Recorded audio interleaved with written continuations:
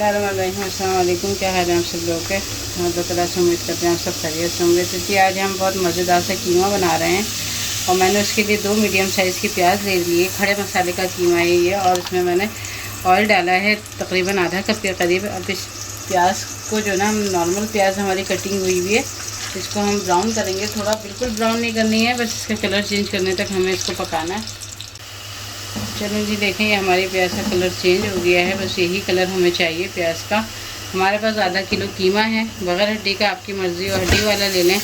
कीमा को इस प्याज में अच्छे तरीक़े से हम भूनेंगे, 1 से 2 मिनट अच्छे तरीक़े से इसको भूनेंगे। कीमा हमारा जो है क्या कहते हैं भून रहा है। और अब क्या करेंगे, मैंने ये 3 से 4 टमाटर काट के रखे हुए हैं और इनको मैं डाल दूँगी। और इसमें कीमे में इसी पानी के साथ जो है ये टमाटर सॉफ्ट हो जाएंगे हमारे।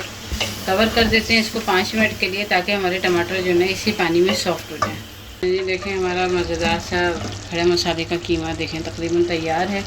सिर्फ भुनाई रह गई है इसकी। मैंने ये एक हड्डी मेरे पास पड़ी हुई थी छोटी सी, तो वो भी डाल दीजिए टेस्ट के लिए। हड्डी से बहुत ज़बरदस्त टेस्ट आ जाता है।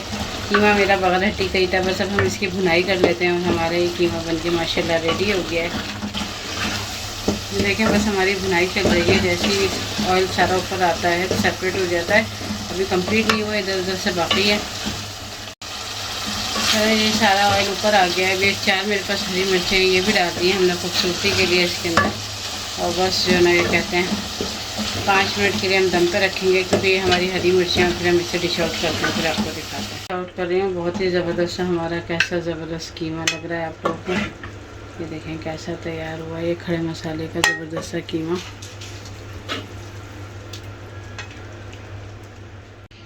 चलिए देखें हमारा मज़ेदार सा खड़े मसाले का कीमा बन के रेडी हो गया। मुझे उम्मीद है कि रेसिपी इंशाल्लाह आप लोगों को पसंद आएगी। रेसिपी पसंद आए तो प्लीज़ इसको लाइक शेयर ज़रूर करिएगा।